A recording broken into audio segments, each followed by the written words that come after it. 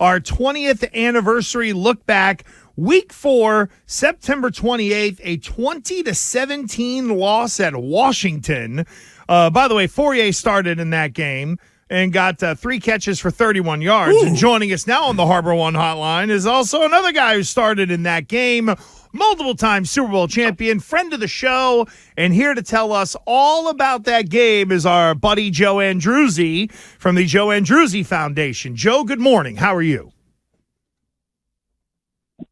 Good morning. I didn't have any catches in that game myself, though. You did not. You had great blocks. Yeah. The reason Fourier made a catch is because that's right. You picked up the linebackers so that Fourier could then catch it over the middle. Does that bring back any memories, that game? Does that bring back that's only if Brady actually remembered to throw the ball to him.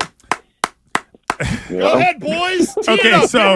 So Joe, I saw you about, I don't know, maybe a couple months ago, and we rehashed this. I want to do it again because I've told this story 100 times about playing the at the time the Washington Redskins, and then we had a play. We had that it was like overload right or left, where the right tackle, I think it was Tom Ashworth, would go to the left, and then I would be right next to you, a tight end playing tackle.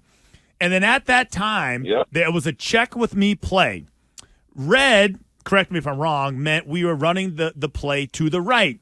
Blue, hello. We're not very bright there when we were running the play to the left. And then in this game, I think we ran it like 3 times. And every single time, Joe, Brady called the wrong color. Yeah, go ahead. Because I remember it the same way. He called black. And he was calling your number, Black 88. And he thought it was like some other play. He thought he was audible in, but then he didn't know what was going on. So that was one of the games where Tom, I don't think, knew where he was. Well, so Joe, I went back and looked at this game, and I want you to listen to this because I think this play was the second or third play of the game that we ran a reverse. And listen, I think it's Phil Simms that actually comments on the way Brady looks and feels. I think Tom Brady, I don't know if he got shook up there having the block on the reverse. As a quarterback, remember, he sticks his head in there. Just go with their feet. They'll jump over you. That's all you need to do. Don't be a hero. So, Joe, when I looked at that and I saw it, you don't have the video, but he was grabbing his head. It's almost like he couldn't get up. Can you imagine? That was the second play of the game. Now, this is a hunch. I don't know this for sure, that he possibly could have played that entire game with a concussion. That's a possibility. I also know he was hurting. So he's on other medication, I'm sure, some kind of, maybe Toradol or something. But you turn around and, all I remember is, constantly coming back to the sideline at each series and him absolutely messing it up. And he keeps telling us, don't worry about it. I got it now, guys. I got it now. I won't say black. I won't say black. And then the next friggin' play, he's sitting over there and he's yelling, Black 88. And we're all looking up. You probably see in that film that you have right there. I'm in my 3-point stance. I squatted down and I'm looking up at him saying, WTF? Well, I don't want to say it on the radio here, but are you kidding me? And he keeps going with the count, and everybody was all messed up. And get to the sideline, Charlie Weiss is screaming at us, screaming at him.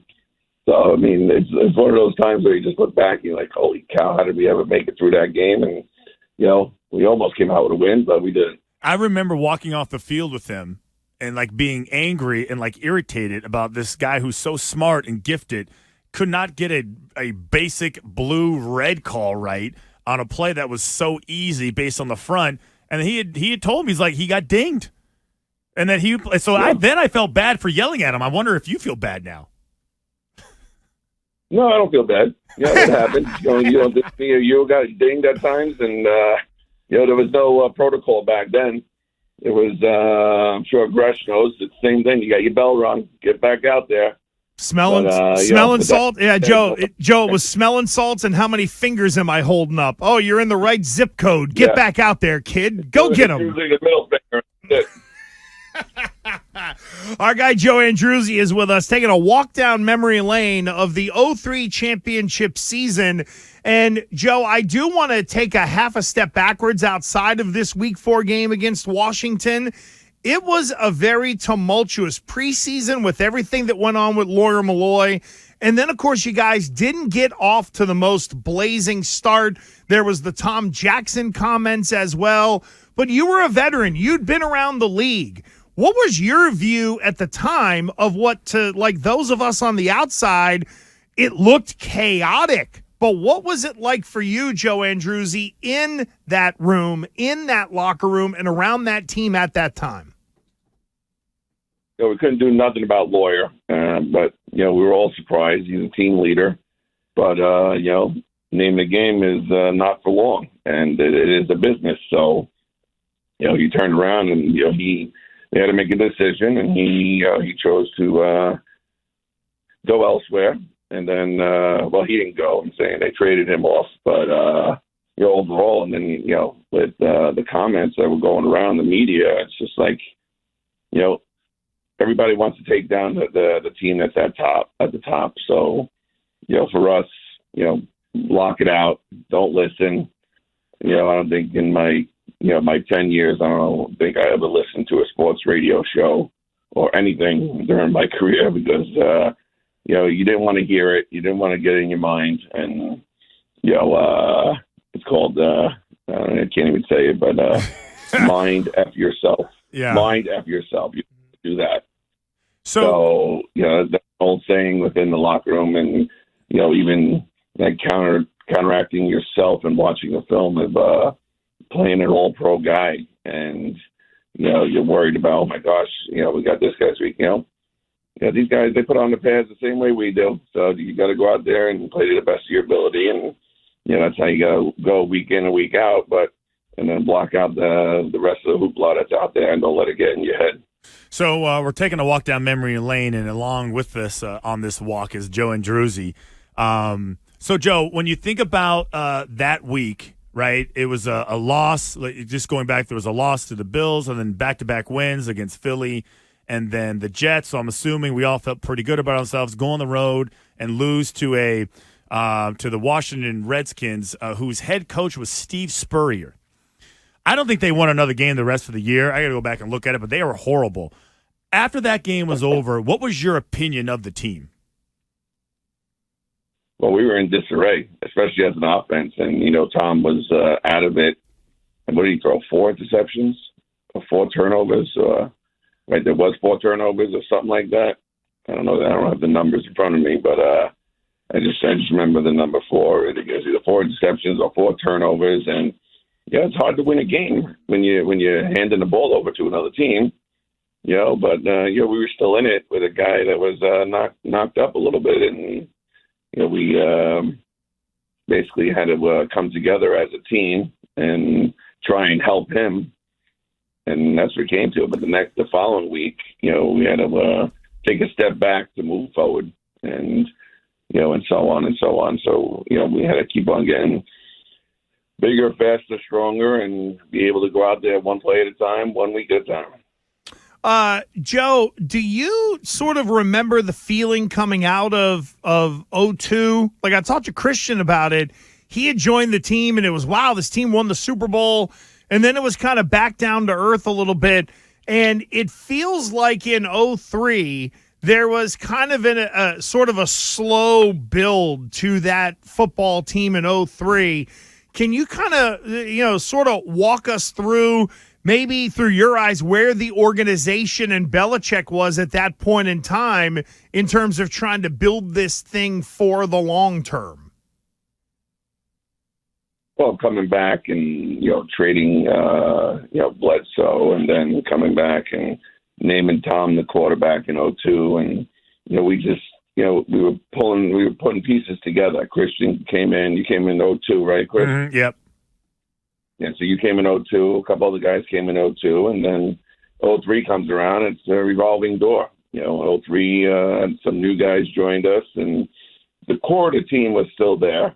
I was an old guy. Christian came in as an old guy, and Teddy, Ted Johnson, Pfeiffer was still there, Willie, all these guys that were, veteran guys that, knew it needed to happen week in and week out. We can't look forward to the next game because you forget about the game in front of you.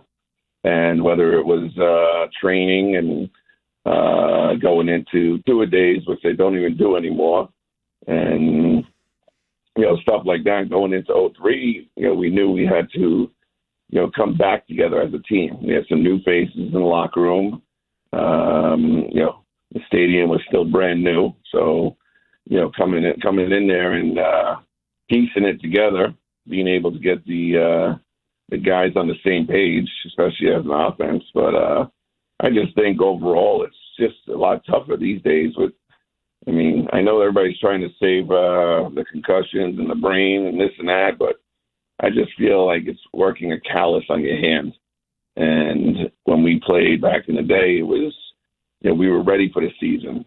And the season, these days I see a lot more injuries out there.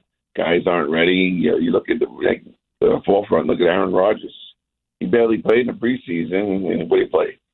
4 plays in the first game, and something like that happened. So to me, just getting your body ready and getting yourself ready is a huge part of this game. And then being able to be on the same page as an offense, you have to have all 11 guys on the same page. As a defense, you see it week in and week out. Belichick if they shoot up everybody that's on defense, whether special teams or not, you basically have like one play on a defense because they're interchanging parts on the field, off the field, on the field, off the field, and then you get special teams plays. As an offense, I think the 11 guys have to be on the same page, and there's no third down specialist offensive lineman that I know of. So there's 90 plays, you're playing 90 plays.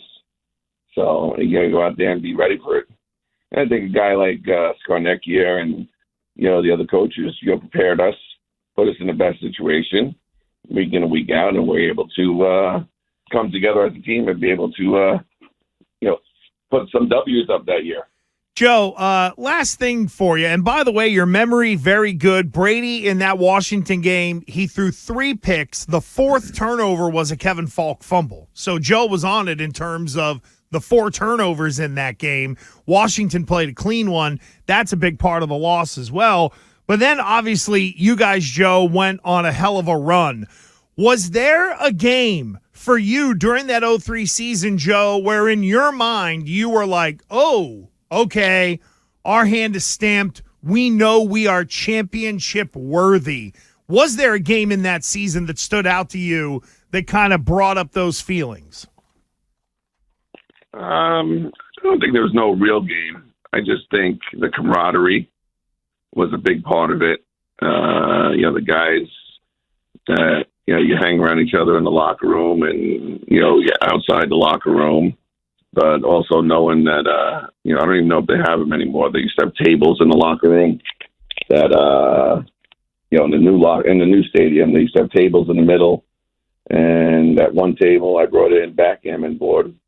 And that was a whole, ended up being a competitiveness, but it also was a fiasco. And, guys got along and then ended up traveling with the boards. And then other guys they're playing dominoes. And then even some guys, play some card games. But, for instance, the competitiveness of Brady, I'm sure Christian remembers him probably breaking every backgammon board possible that we brought in. He used to have to send the young equipment guys to go down to Toys R Us to go buy a new board because he slammed it and broke it because Copen, they started betting $1 a chip. I don't know if anybody got paid off, but it was $1 a chip, and I think Brady was down like over $1,000, from $1, double or nothing. He kept on losing. He couldn't win, and Copen was just under his skin, and he get pissed off when he knows he's losing. And you see chips flying everywhere, slamming the board, breaking it, punching it, pieces flying everywhere, and all you can do is just laugh because how competitive he is, and that's what made him the person he is. Wow, great stuff, Joe. We got to run. We appreciate you, friend. Thanks a bunch for the time and the walk down memory lane. Good stuff from our friend Joe Andruzzi, and make sure to support the Joe Andruzzi Foundation. Joe, we'll catch up with you soon, man. Thanks. All right, man. Thanks. Thanks, Take care. Joe. Love Joe Andruzzi. Boy.